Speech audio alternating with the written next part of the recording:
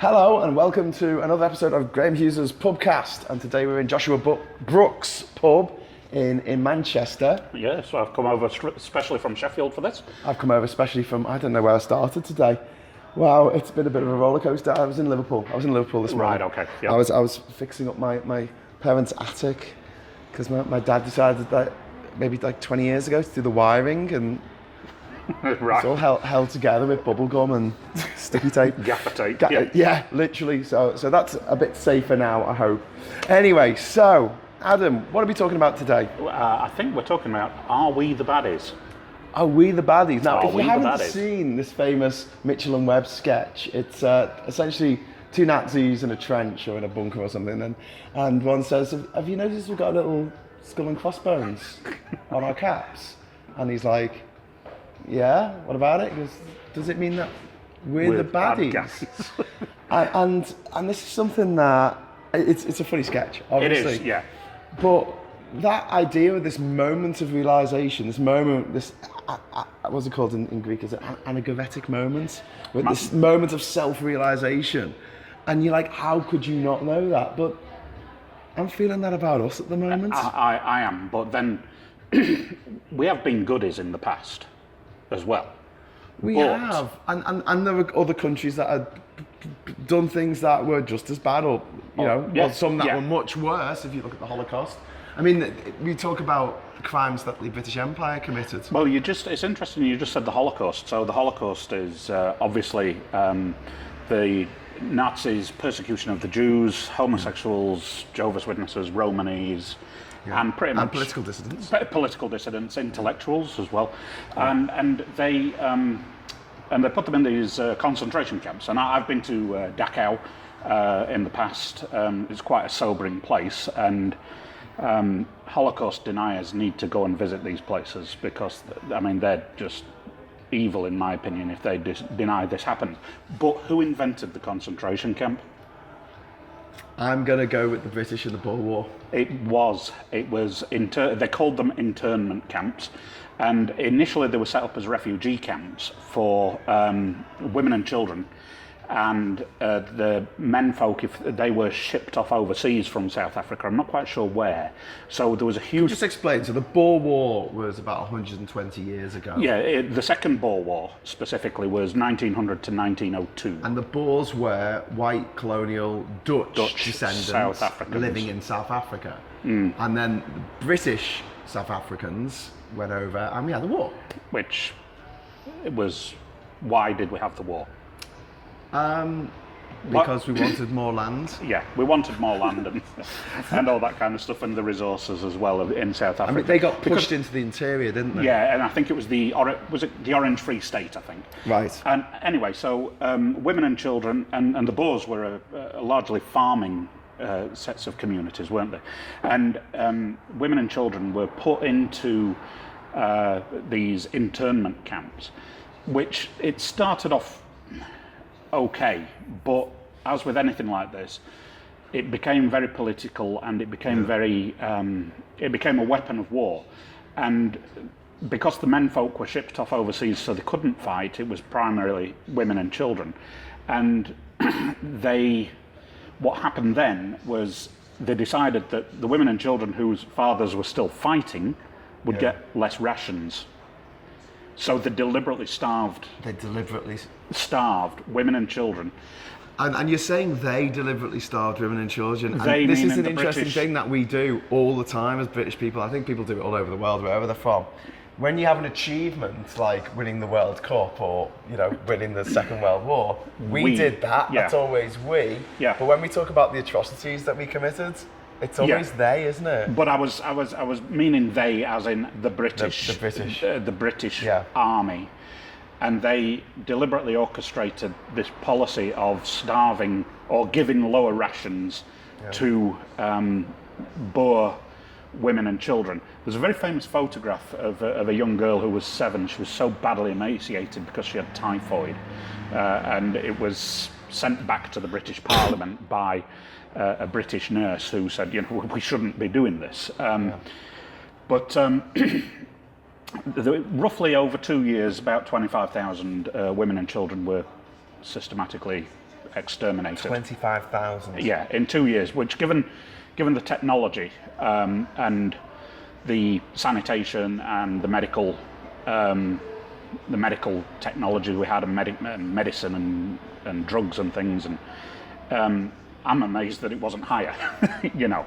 And at the time, South Africa, the British part of South Africa was under direct rule, wasn't it, from Britain? Yes, I think it was. Now, this is the thing.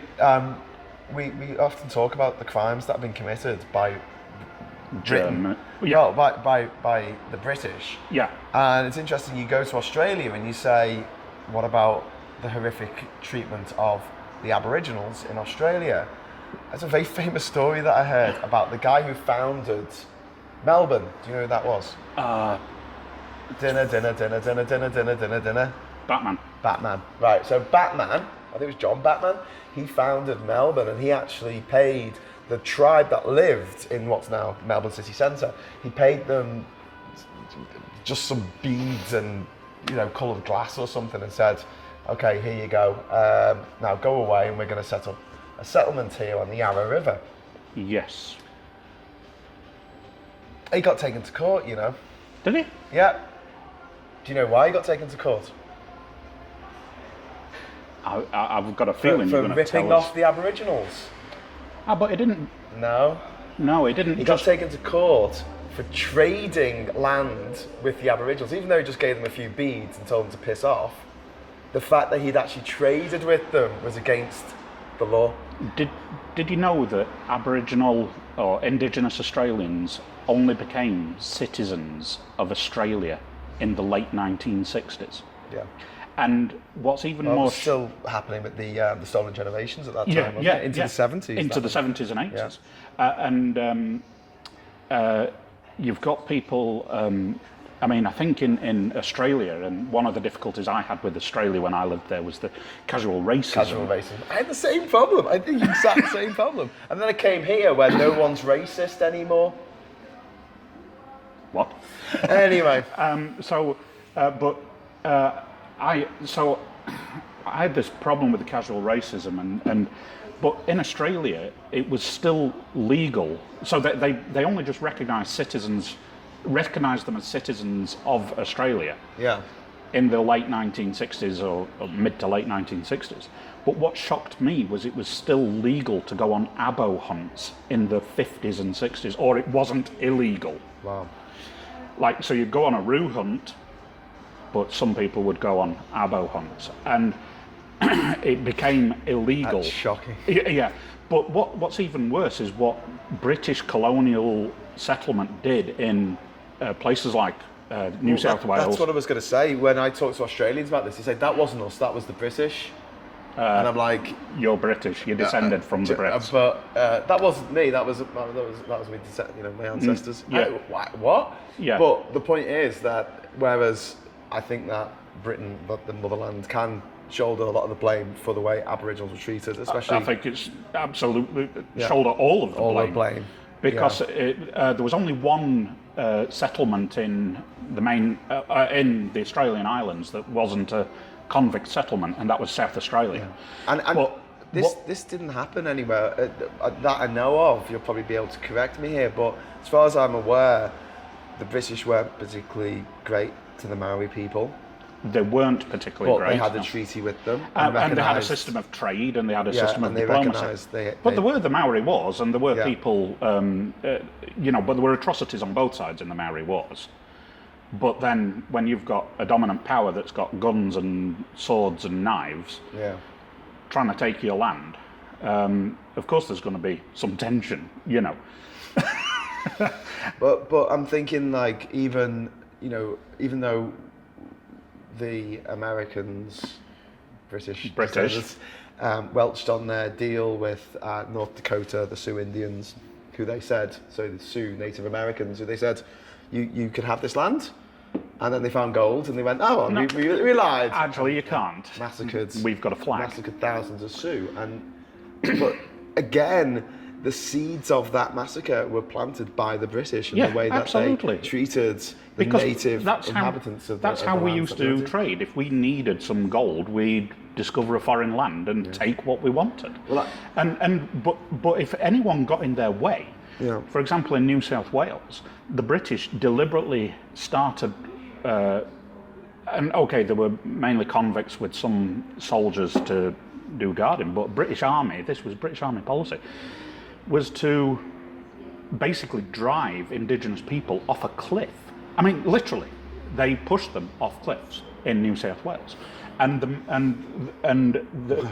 you know how many, up until March this year, there's a lot of research in Australia, about this, but they're doing a lot of research into atrocities in Australia against indigenous peoples, because there were all different tribes all over Australia. I mean, thousands of them.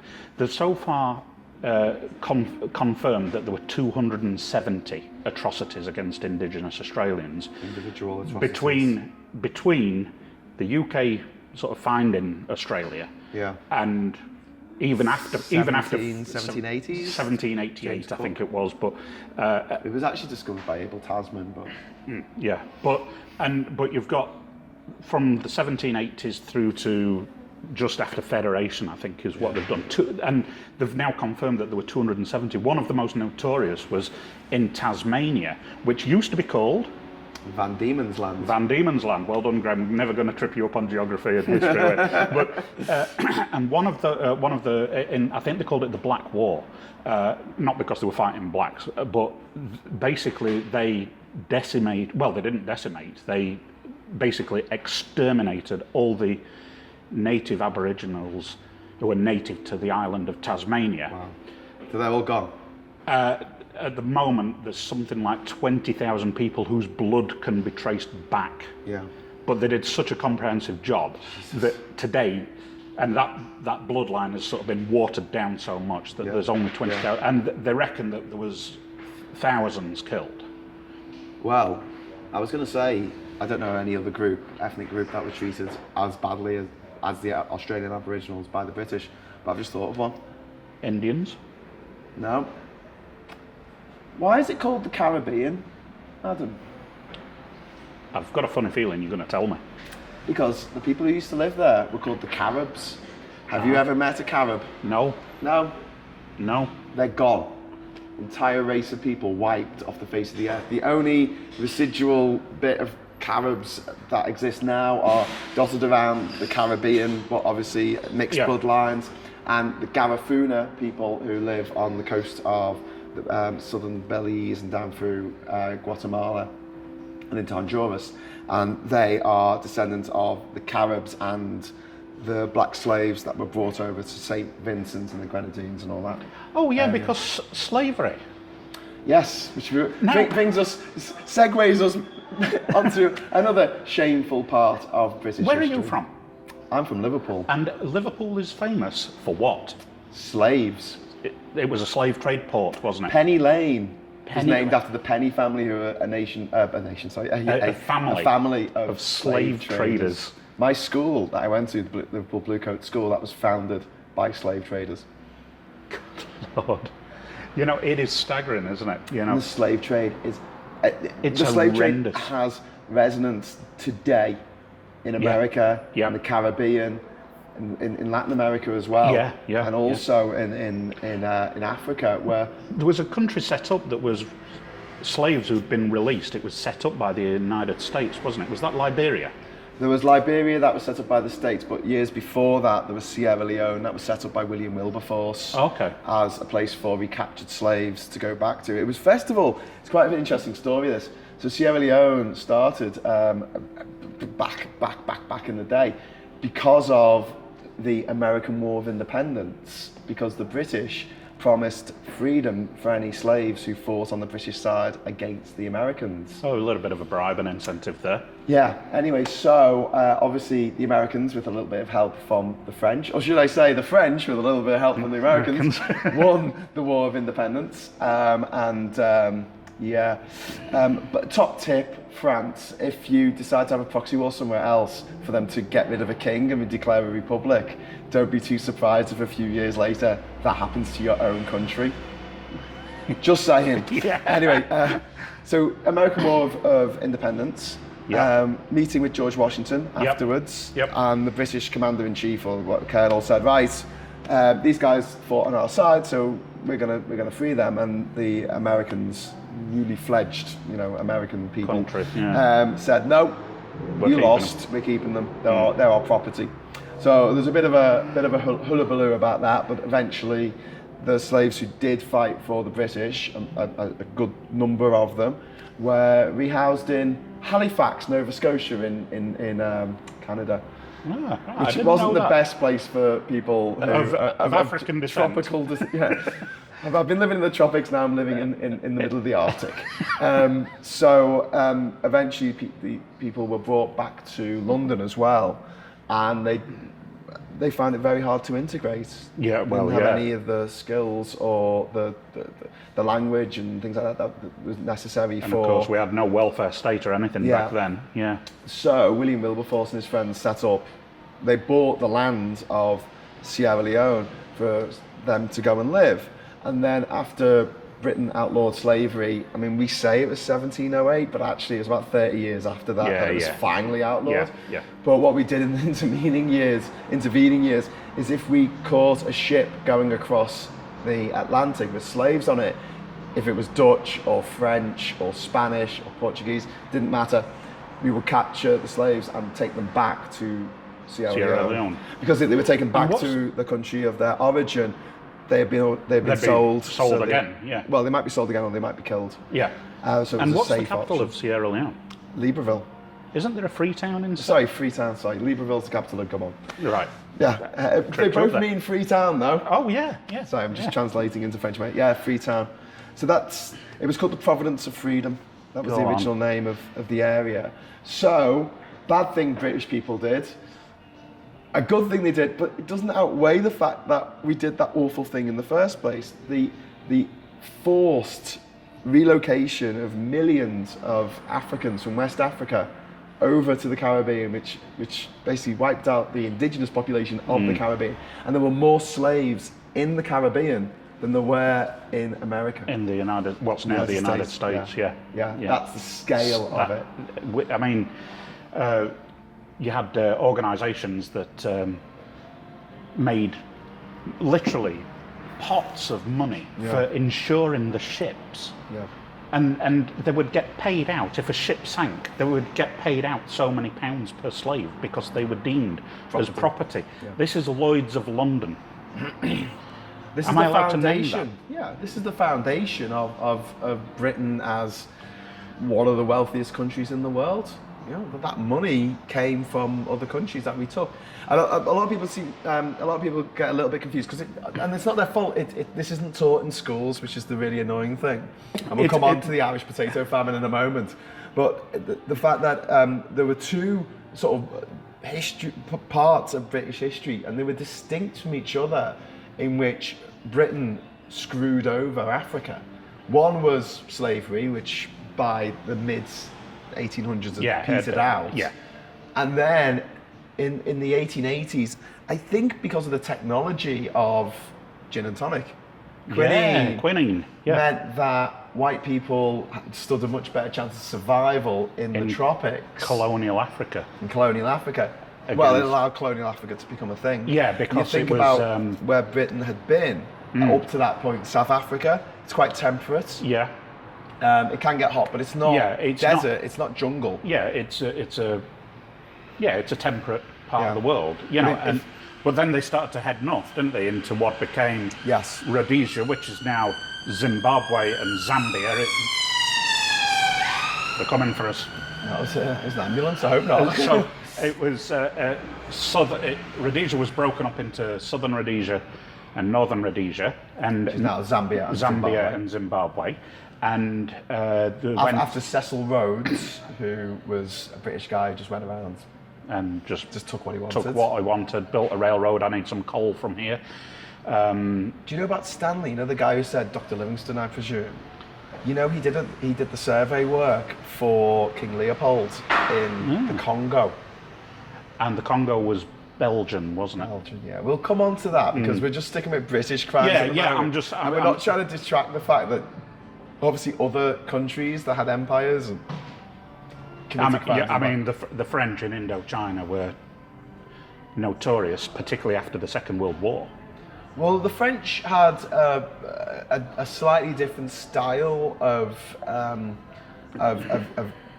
empire to the British. The British were it was very much founded on trade, so it was what can we get out of this place? It was all about the money. Whereas the French seem to have more of a philosophy where they wanted to turn people into Frenchmen and French women. Yeah. So you had to learn French. You had to adopt the French religion. And this was why in places like Indochina, they'd got a Catholic ruling class, despite it being a Buddhist predominant religion country. And this is why, because people think Thich Quang Duc, who self-immolated, that famous photo of that Buddhist monk, Thich Quang Duc, they think he self-immolated in protest at the Vietnam War. It wasn't. It was in protest at Catholic minority rule in Vietnam. Oh right. Okay. Yeah. Fair enough. Well, that sowed the seeds for the Vietnam War, didn't it? In the same way the way that the Belgians split the Hutus and the Tutsis up in Rwanda and gave the good jobs to the Tutsis and the shit jobs to the Hutus. The Vietnam War was also sown from Japan taking over Indochina and ruling it with the Vichy French, because the Vichy France still wanted its colony. But anyway, so up till the 1880s, the British colonies around the world have been places like Australia, New Zealand, India, and South Africa, and then North America, obviously, and then places in the Caribbean. And there was some terrible massacres in India. Oh yeah, the Amritsar massacre, I think of 1919, was it? Yes, General Dyer, Amritsar's in North India. It's near the border with Pakistan. It's where the fabulous Sikh temple is, the Golden Temple. And they just massacred dozens and dozens of men, women and children for protesting. For protesting, I mean, it was in a park, wasn't it? Yeah. And 100 years ago this year, I think. I have to look it up. Yeah, it was. I remember reading about it earlier. But do you know, they used to, as a way of scaring indigenous people in India who had got the Sikh religion and the Muslim religion, what they used to do is, if they didn't like someone for their political activism or they'd stolen a few chickens or something, is they would execute them by cannon. And what they would do is they would say you were my criminal, they would put a cannon behind you, they would tie you to a cannon so the barrel would be up against your back here, but in this area, and then fire the cannon for an afternoon's entertainment. Is this real? This is real. And the thing is, this is something like the Roman times. Yeah, it was a form of execution invented by the Portuguese, but the British adopted with relish in India. Oh my Lord. And what they used to do, the reason it was so bad was because in the Sikh and Muslim religion, they've got certain preparations for bodies, and of course, oh Jesus, it was all. So it was a psychology thing, that it wasn't just an execution of your life, it was an execution of your death. Of your soul? Yeah. Oh my God. So that's why the Brits did it. Right, anyway, so that was the If you've got children who watch these normally, perhaps you might want to fast forward that bit. But then, so you had this era of slavery and a bit of colonisation, I know, but colonisation really took off after the British found a way of protected themselves against malaria. And when that happened in the 1880s, we had the Scramble for Africa, in which Africa was split up into what are now 54 and a half countries. I say half because I mean Western Sahara, which is disputed, but 54 countries, which were a mixture of British colonies, French Portuguese, in North Africa, German. There was German, East Africa, Dutch, and Belgian, and Italian. So the fortunes of those nations really, even today, rests on who was in control of them, and also getting the goods out of them. And what did Britain have? A railway. We invented the railway. Oh, we didn't invent the railway. We invented the steam. Oh, well, we invented the steam engine. The modern railway, as we see it today, was basically a British invention, and it meant, because Cecil Rhodes wanted to build a railway line from South Africa to North Africa to Kenya. Cape Town to Cairo. Cairo, that was it, Which wasn't available at the time because Germany had Tanganyika, Yeah, and it also had Sudan, I think, was German at the time. possibly. I'll take your word for that. I'll have to look that up. But the only country in modern Africa now, the only country that was never colonized is Ethiopia, of all of them. And Yeah. insofar as the country of Ethiopia, there was a part of it that was taken by the Italians called Eritrea. Yeah, that was And sort when of Ethiopia got independence, it incorporated Eritrea into Ethiopia, and there was a civil war, which only finished in 1991. And there's still, the battle scars remain, nothing's Yeah. been sorted out Yeah. from it. Yeah. And Eritrea's government are just lunatics. But when you have disruption, when you have a disaster, capitalism, disaster socialism, Yeah. it opens a vacuum for these ne'er-do-wells to get in. Yeah, yeah. But I just want to make it very clear that the era of slavery was quite distinct from the era of colonization colonialism. in Africa. Yeah, But both were absolutely devastating to the continent. yeah, because we just took, along with other European countries, we took what we wanted. Oh yeah, it was a completely one-sided bargain. And the interesting thing is, after the war, when the empire started being dismantled and we transitioned into the Commonwealth, we rapidly found that it was a very one-sided marketplace. And I don't want to bring the B word into this, but a lot of people say, oh, we're neglecting the Commonwealth. There's 3.5 billion people in the Commonwealth. We're neglecting the Commonwealth. I'm like, Yeah, but they've not got anything. well, The poverty they've got is as a direct result of what we've taken. so in the days when we could just take what we wanted from these places, the gold, the rubber, the Yeah. minerals, the metals, and just bring them here willy-nilly at the, down the barrel of a gun, they're over. Now we have to trade, and the problem is it's a very, very one-way trade, because if you look at somewhere like the Democratic Republic of Congo, which has coltan, which is in all our mobile phones, coltan. It's a Colombo tantalite or something. Yep. It's a particular mineral that goes in a lot of electronic products. Your diamonds in your rings. Something like 80% of all coltan in the world comes from Democratic Republic of Congo. Yeah. So we're completely reliant on that country to supply us with the stuff that we need to make mobile phones. And it's Not that we make mobile phones, but that's but one that example. goes in our technology. But but it's also the same with diamonds, isn't it? I mean, diamonds are only expensive because they're all owned by De Beers. Oh yeah, diamonds are useless. No, you can make your own diamonds. But they're mined from really bad mine sites in. Wasn't De Beers a South African company until the apartheid ended, and then it became a Swiss company? With British backing. So basically, someone said to me that they, when I was in South Africa, they explained that the whites left the office open, but they cleared out the safe before they left. Yeah. Yeah. But diamonds are ridiculous. Diamonds are so expensive because only just- one company in the world mines them. They mine them or they buy them. They buy them all. Yeah. So there's a vault somewhere in You can London. make them. You can make them. Yeah, exactly. The industrial diamonds look exactly like normal diamonds. You Yeah. would not know whether it was natural or one that someone's made. It's a complete figment. Although coltan does, although the price of coltan has gone up. I think it's what's the minimal cobalt. Cobalt, yeah. The price of cobalt has went up until about 2016, and then it just crashed. Yeah. Just because of oversaturation of the market. Yeah. But it does have an intrinsic worth. It's got something that you can do with it. Yeah. Whereas diamonds, if you need to use them in industry, you can make them pretty cheap. Yeah. Otherwise, they just look nice. Yeah, exactly.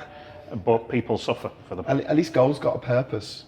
Well, gold, A, looks nice, and again, B, has good thermal qualities and good resistance qualities. I read a really good article about why gold is the standard in the world for a valuable metal, and it's for various reasons. Like you say, it does have actual properties that are useful. Yeah. It's fairly light, and also it doesn't tarnish. Yep, and it's very malleable. So you don't have to keep polishing it to keep it looking nice, unlike silver. getting off the point here a little bit. We are, but I mean, there's some history into why these countries were taken over, and it's the explaining behind why. Oh yeah. They were taken over for the quantity. So when in the 1970s we were presented with this world trade that we had with these 50 countries, these Commonwealth realms around the world, and we found that we were making hardly any money trading with these places, because a lot of places in Africa and in sub-Saharan, the subcontinent, and in the Caribbean, Asia. Yeah, a lot of the people there were well off, and so they wanted cheap clothes, cheap food, and now cheap electronics. 3 things that Britain cannot produce. Yeah, and they can produce cars a lot cheaper than us as well. I mean, look at there is a car industry in Malaysia, for example. It's a company called Proton, but they're not a particularly good car, but people want a cheap car. Yeah. You know, people want cheap motorbikes, you know. But even when the era of slavery was over, that didn't mean that slavery was over, because we just gave it a different name. When I went to Fiji, there was a big issue going on there with the fact that people of Indian descent were not allowed to own property on the island of Fiji. It's incredible, isn't it? And I think, I mean, again, I don't have my laptop open, so I can't just check it now, but I think that the population of Fiji is about 50% Indian descent, 50% indigenous Polynesian. Yeah. But this was the interesting thing about, we talk about slavery and not having slavery. But I wasn't aware of this until relatively recently in my life. I'm going back a few years, but there was a huge Indian population in South Africa. Yes. Because they were brought over. Yes. To do the Gandhi. work. Yeah. Gandhi worked in South Africa. Yeah. He worked in Durban. And why were they brought over? To work? To work. Indentured labourers. So this is actually still going on today in Qatar. Yeah. Where we've got people from the Indian subcontinent. Sri Lanka, Philippines, whatever. Yeah. Working on these stadiums that they're building for Qatar 2022. God, that's going to be fun, isn't it? Yeah. It's like 50 degrees in the desert, and we're going to have a game of footy. Well, we're going to have air-conditioned stadiums. Take that environment. Yeah, exactly. I mean, what's the carbon footprint of that? You know. So the idea with indentured labourers, and this happened with Irish people from Yeah. from Irish people as opposed from to Irish people from the Antarctic. They were given the opportunity to go and work somewhere, but their passage, they had to pay for their passage. Yeah. By working. Yeah. So for the first few years of their work, they were indentured labourers. They were basically working to pay off a debt. Yes. That they didn't care by having the audacity of wanting going to somewhere work. else. You know, yeah. So this happened in Guyana. So that's why you see a lot of you see a lot of people from Guyana who are mixed heritage of African, Carib, I guess, and also Indian.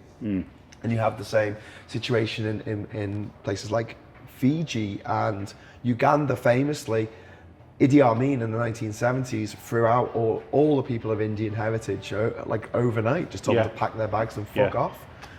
Idi Amin, again, filled a vacuum, didn't he? Filled a vacuum. Mugabe filled a vacuum. Mugabe, and he was considered to be okay by the British. The British.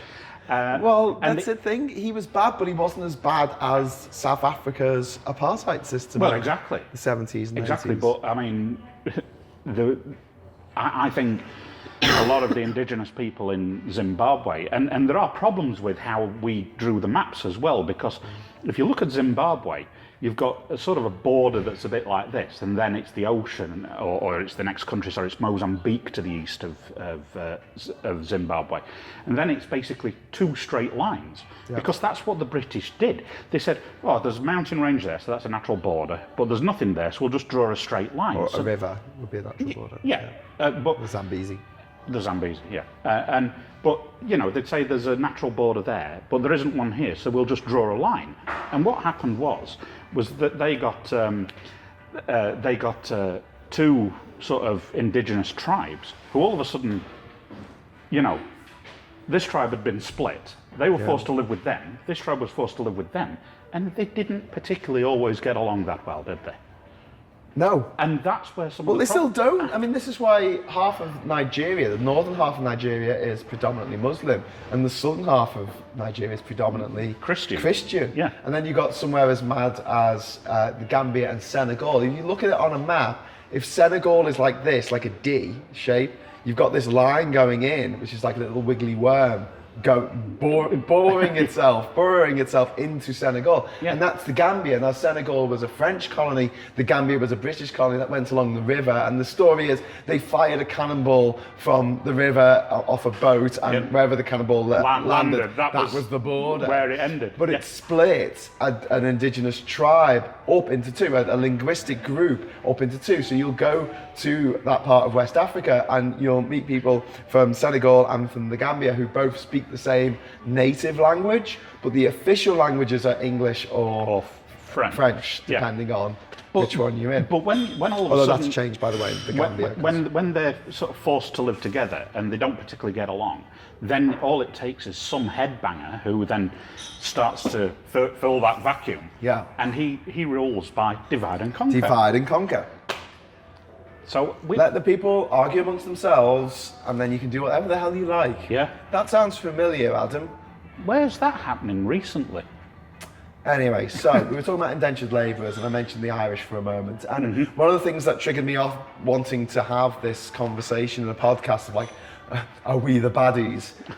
Was when I went over to Northern Ireland last year, and I met people at the Stormont Assembly, and then I went down to Dublin and talked to people in the Dublin government about what Brexit's going to do to the place.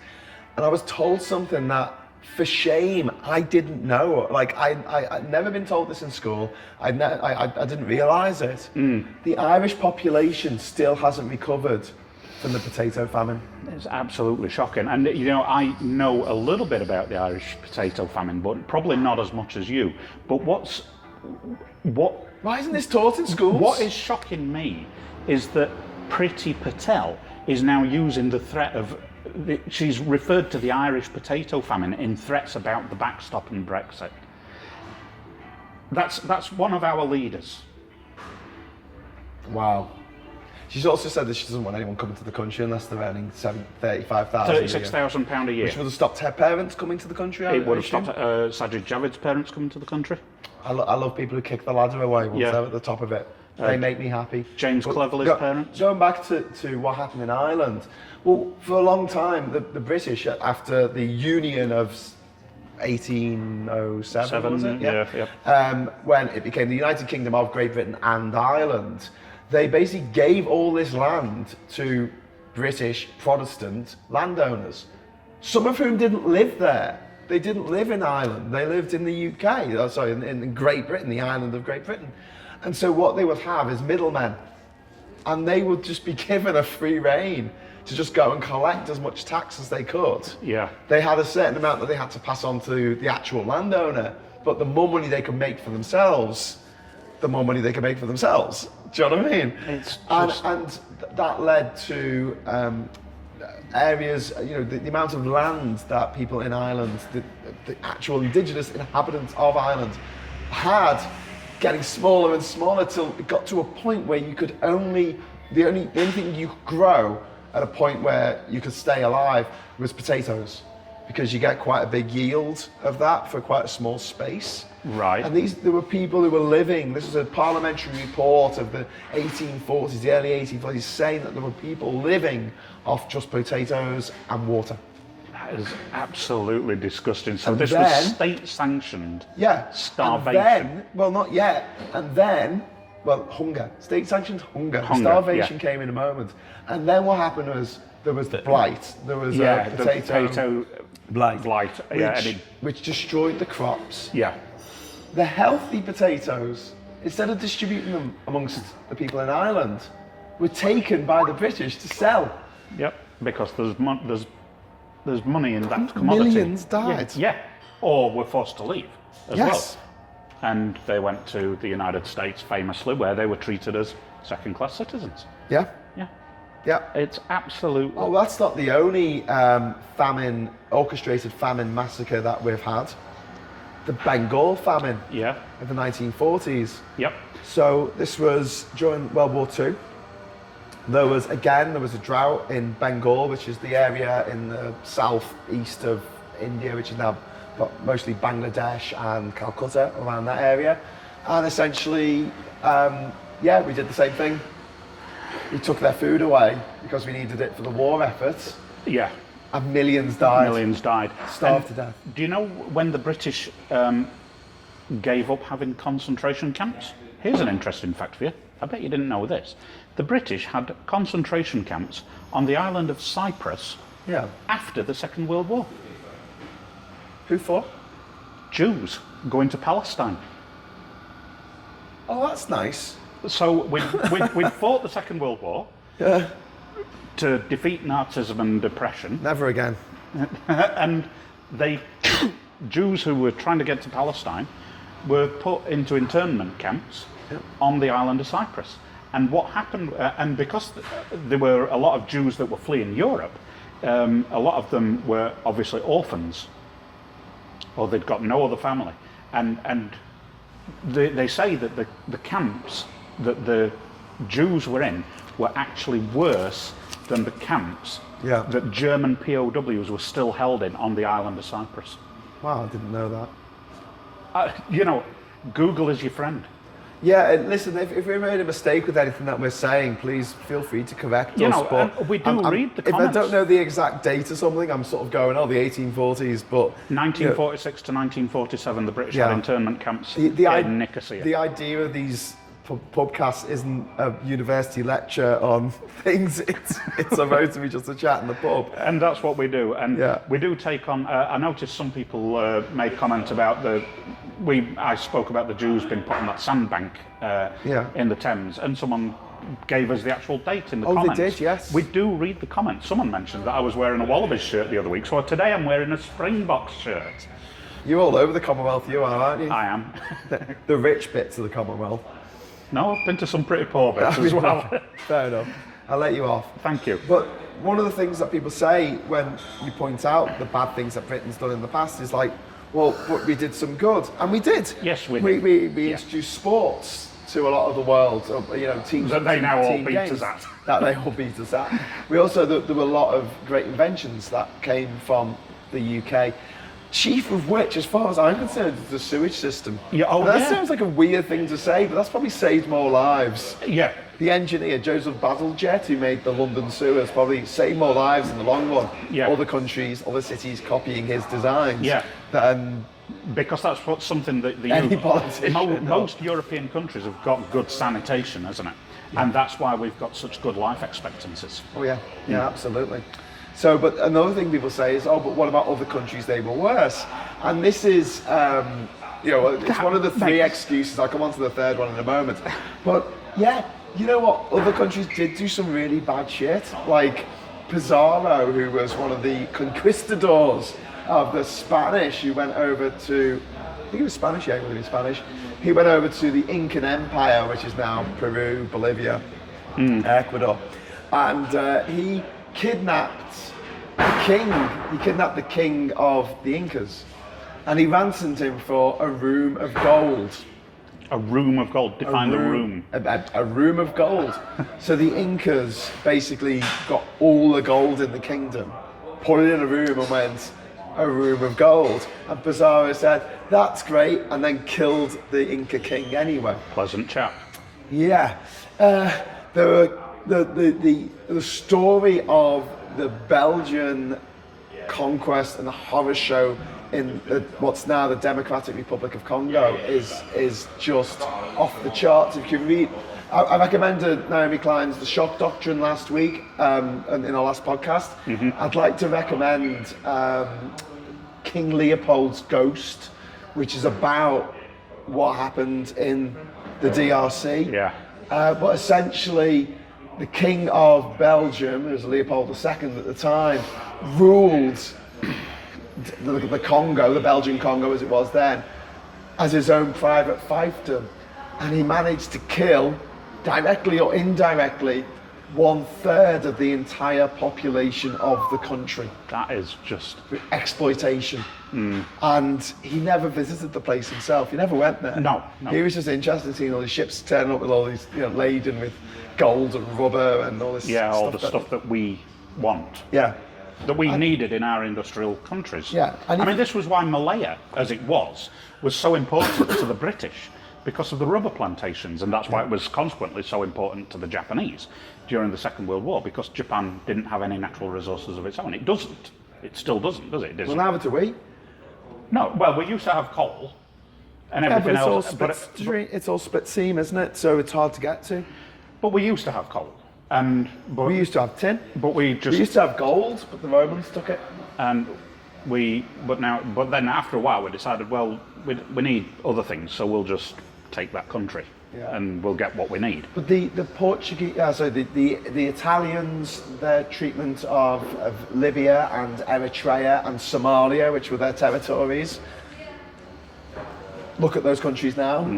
The French, Cambodia, Laos, Vietnam. In French Indochina, as it was then, led to the Vietnam War, led to the Khmer Rouge. These atrocities that wouldn't. Look, they might have happened, all things being equal, but there's a direct link and a direct correlation. Yeah, and the Portuguese, something I want to talk about, to sort of bring this around a little bit. The Portuguese, the British, if you look at the countries and the territories that the British pulled out of in an orderly way, in a way that was done over many years. Yeah, sort of like Brunei is doing all right, although its leader's a dick. Hong Kong, although there's massive protests there at the moment. Well, they don't like the fact that the democracy's been basically taken away. She's in bed with the Chinese. If you look at it as an economic model, Hong Kong made China what it is today. Because they copied the Hong Kong model of capitalism. But that transition was a smooth transition. People didn't die. Yeah, Singapore was a smooth transition. Singapore, Malaysia. No, there was the Malaya crisis, wasn't there? There was a civil war in Malaya after the war. Well, and Singapore was part of Malaysia when it was Malaya for a year or so. It became independent, then it sort of went back and then became independent again. And said, in, out, shake it all about, we'll do it on its own. But there was unrest in Malaya after the Second World War because Malaya wanted to be an independent country. And it was interesting because people like Marc Francois, who's a complete pudding, they wang on about the Second World War. And it's like, well, the Second World War wasn't won by the British.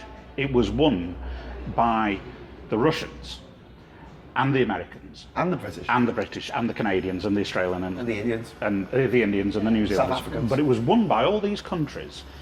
But the only reason America started to do Lend-Lease was because they said, and one of the treaty obligations imposed by the United States was, well, we're fighting these colonial powers that are trying to build colonies. Germany were trying to build colonies in the East, that's why they wanted Russia and Ukraine and all of those. They called it Lebensraum, I think. It means living space.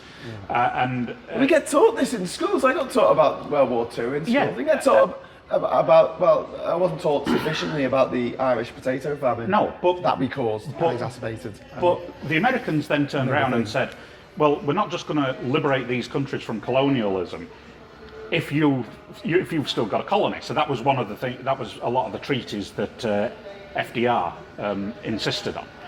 But the thing is, is that when Germany became reunified, and even before Germany became reunified, they were taught about the Holocaust that they perpetrated. And you go to Berlin and you've got the Holocaust Memorial, you've got that square, I think we mentioned it in another podcast. It's got a glass. It's got a glass floor. And you look down and it's an empty library. Empty library. And it's where they did the book burnings. Yeah. And it's not like they're not ashamed of it, but they're taught about it so it doesn't happen again. We're not taught about what we did as a country to all these other colonies that we had, that we took by force. Hitler and his armies took by force Poland, Netherlands, France, Belgium, Luxembourg, Denmark, Norway, tried to take by force Ukraine. The Italians took Ethiopia. By force. But nobody says the British took by force Rhodesia. Well, it did. But nobody tells us. Nobody tells us by force we deliberately... Well, we took America, Canada, Australia, New Zealand. But nobody tells us. All 54 countries of the Commonwealth. There are no memorials to the genocide. Hang on, I got that one. Not all 54, sorry, there's a few countries, I think, in the Commonwealth that weren't part of the British. I think there's two. Mozambique. Yeah.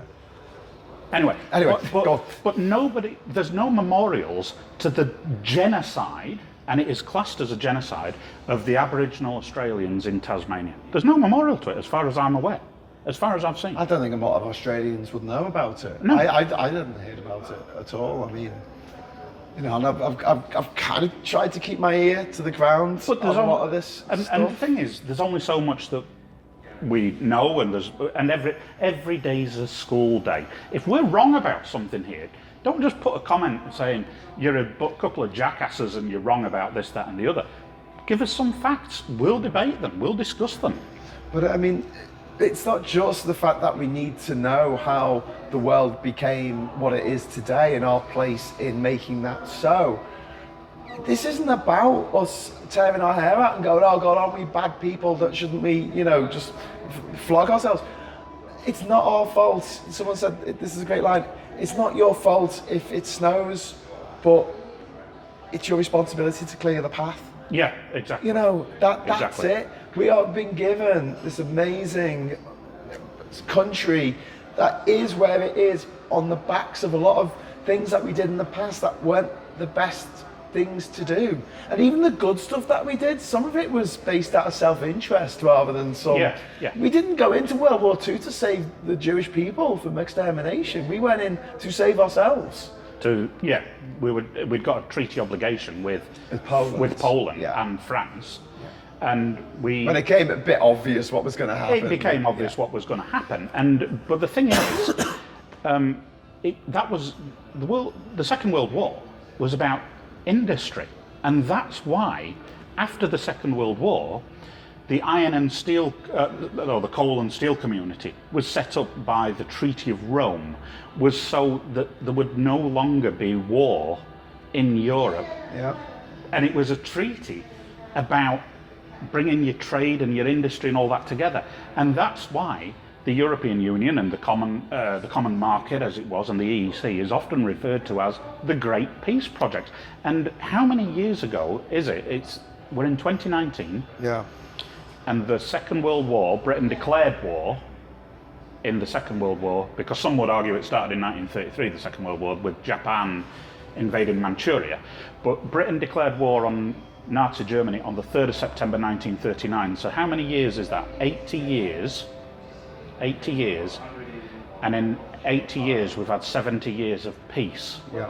We couldn't even last 20 years between the First and the Second World War. Yeah. Or 21 years. Well, another point I was going to make, we started talking about, was the fact that the countries that we pulled out of overnight generally did very badly in the transition. They went to shit. They went to shit very quickly. And the best example of this isn't actually Britain, but Portugal. Now, Portugal held on to its colonial possessions longer than pretty much anyone. I mean, arguably Brunei was still British and Hong Kong was still British. But in Africa specifically, by the 70s, I think nearly all of the ex-British colonies had been returned in one way or another. Yeah, or the transition was on its way. Zimbabwe was going... Yeah. The Portuguese, under their dictator Salazar, which is a wonderful name for a dictator, basically held on to their possessions in Africa, and also they had Goa as well. Oh yeah, I forgot about Goa. That was Portuguese. In India, but yeah, in Africa, they kept hold of it, and in 1973, I think, Salazar died, and a couple of years later, Portugal, finally, under the weight of economic pressure and international diplomatic, political pressure, gave up its colonies. But it gave them up in a big huff and basically left overnight. So in Africa, I think you had Equatorial Guinea, you had, that was Spanish, sorry, forgive me, Guinea, just Guinea, which is now Guinea-Conakry. No, that's wrong as well. That was French. Guinea-Bissau. So there's too many countries called Guinea. There's also Papua New Guinea, which has got nothing to do with what we're talking about at the moment. That was a German colony. But no, the top half was, the north was, and the south was a British colony. Yeah. God, that's a whole nother podcast. Anyway, so Guinea-Bissau, Cape Verde, my friends, Mozambique and Angola were Portuguese. I feel like I'm missing one there. But if we are, I'm sure you'll tell us. I'm sure you'll tell us. But when the Portuguese pulled out in 1975, they pulled out almost overnight. What? So it was just like... Yeah, and they trashed a lot of stuff on the way out, especially in Mozambique and Angola. And there were stories of buildings being set on fire, concrete being poured down wells, vehicles being pushed off cliffs, because they were like, oh, you don't want us to be here. Well, fine then. We'll smash everything up. And I think it was either Mozambique or Angola. I should have looked this up before we started the podcast. But it was left with only one university graduate in the entire country, and both Mozambique and Angola fell into civil war very, very quickly. A civil war that raged for 25 years. So what you're saying is that the Portuguese employed a policy of scorched earth, in effect. Yeah. And do you know who else had a policy of scorched earth? Would it be the British? It was the British in the Boer War. Oh yes. Well, I was going to bring it round full circle and say, historically, the countries that have seen themselves break off overnight with no deals in place, with nothing for the interim, with no transition periods, have always descended into absolute anarchy, carnage, war. And when you've got people like Boris Johnson, who seems to be wired that way, I'm really beginning to fear for this country. Well, yeah, no deal means no deals. We have no deals with any other country in the world. Suddenly we have WTO taxation on everything that we sell. And we don't take that tax money, by the way. Some other country takes it, the country that we sell it to. Yeah, but we would, if we impose tariffs on something being brought in... Taxes. That would... Can we call them taxes? Because that's what they are. Yeah, but... People don't know what tariffs are. I'm just going to call them taxes. WTO tax. But if we import something from France and there's a tariff or tax on it, that is collected by our exchequer. Yeah. But when we're trying to sell, that is collected by their treasury. Yeah.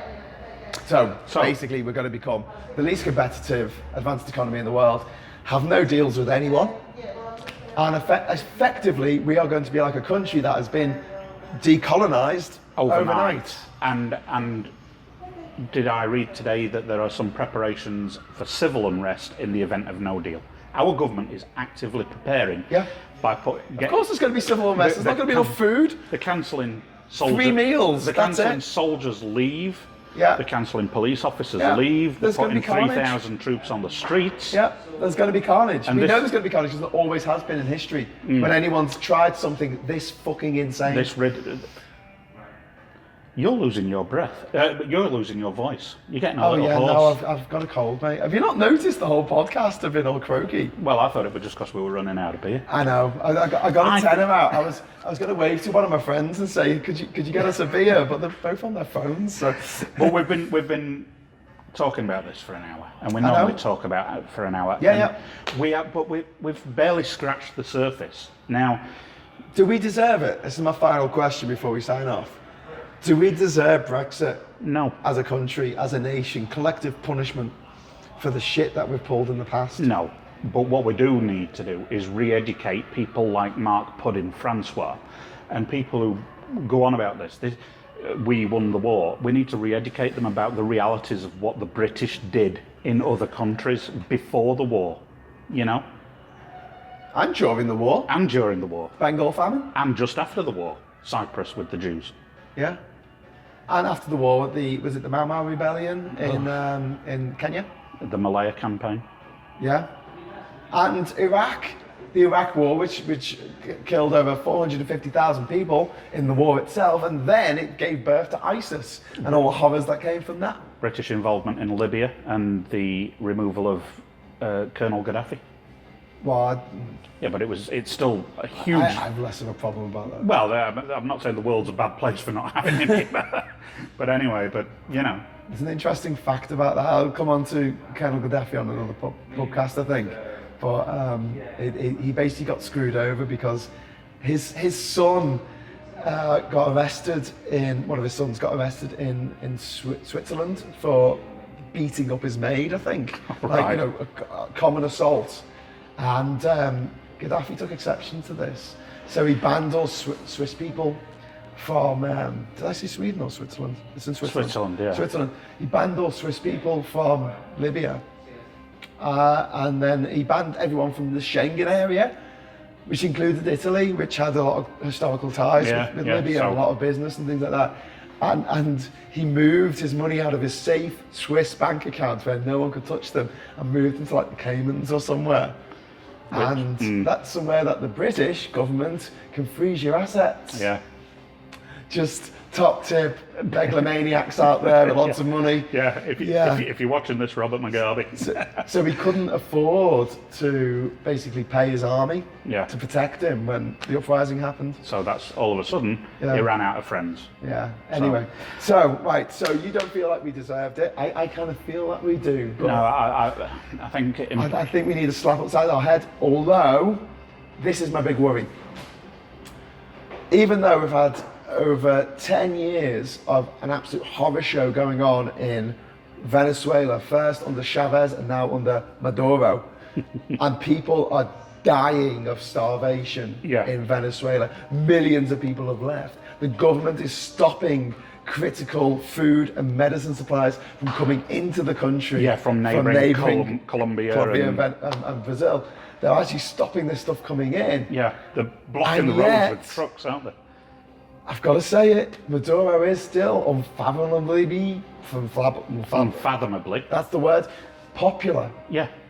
I wonder how bad it'll have to get in this country before people wake up and go, oh, I made a mistake. But look how popular Johnson is, and look how popular people like Farage are. I mean, Farage was on Australian television yesterday slagging down the Queen Mother. Now, I'm no royalist, but Queen Mother? He was saying that she was a chain-smoking gin drinker, but she lived to 101, you know, which she probably was.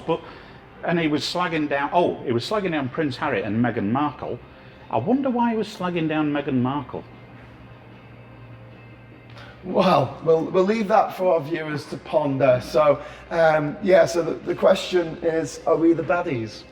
We have been. Do you think we're going to be the baddies again? It's not going to be good. We need to do a podcast about how Brexit is going to affect all the countries around us.